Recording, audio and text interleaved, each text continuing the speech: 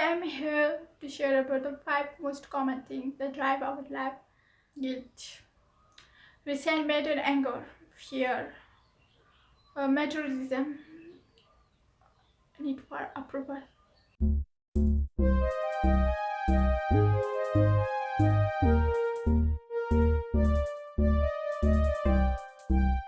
Something I read from a book and I want to share it to you all.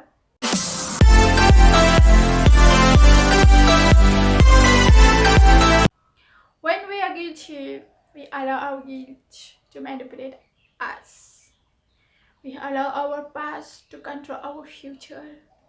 We spend our entire life running from regret and hiding our in shame. We often sabotage our success as a form of punishment. The past is past. Though we are a product of our past, but we don't have to be prisoners of it. God's purpose in you and me is not related to our past. God can do amazing things with the rest of our lives, just as He turned a murderer named Moses into a leader and a coward named Gideon into a hero. God specializes in giving people a fresh start.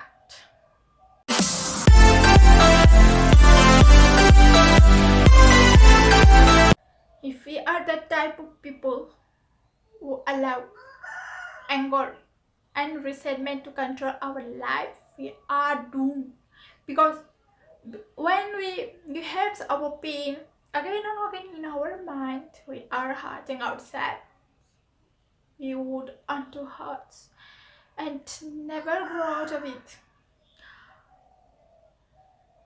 People who fall in this category, some they hold onto anger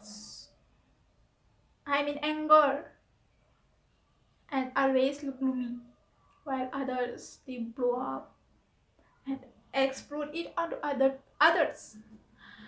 Both these responses are unhealthy and unhelpful.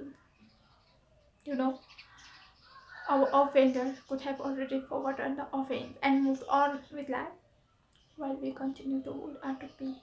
This hurt us more, and the other person will be sad. Job chapter 5 verse 2 says, to worry ourselves to death would be a foolish, senseless things to do.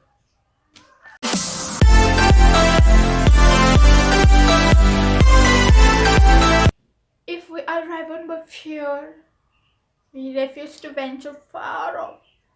We avoid taking risks and wish to play safe.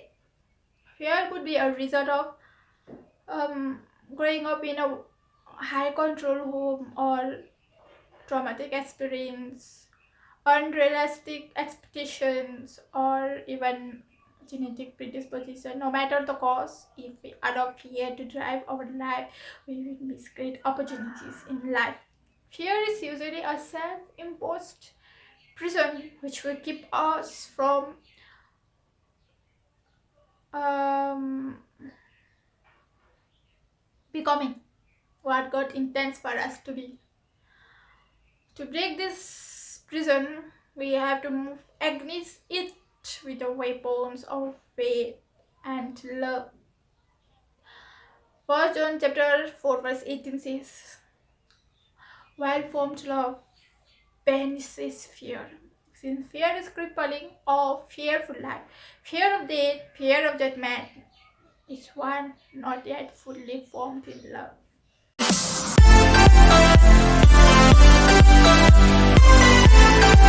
If we are materialistic, we have our entire life. We have our entire goal set to acquire more and more. This drive to always want more is based on 3 misconceptions. If we have more, we will be more happy, more important, more secure. All these ideas are untrue. Position provides temporary happiness. If I have more, I will be more important. It's just a math. Wealth can be lost instantly through various uncontrollable factors. Net worth and self worth is not the same. Our values are not determined by our variables. The most important things in life are not things, it is our relationship with God. Only then can we have real security.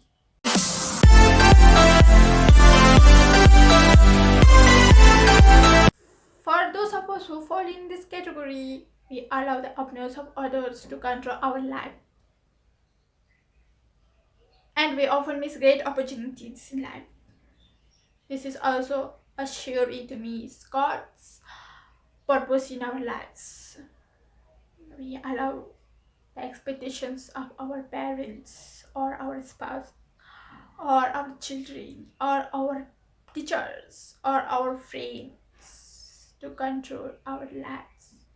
Right now, many adults are still trying and waiting to earn the approval of their unpleasable parents, while others are driven by power pressure, always worried by what others might think. Unfortunately, those who follow the crowd usually get lost in it. There are many other forces that can drive our life, but these are the five most common. People whose lives are driven by these forces have the same and unused potential, unnecessary stress, unfulfilled life.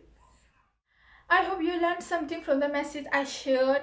Everything I have shared is from a book I read, but this is not everything from the book. This is just the beginning of it. I hope I will be able to come up with more meaningful messages to share with you, and I hope you guys can be there to listen to it.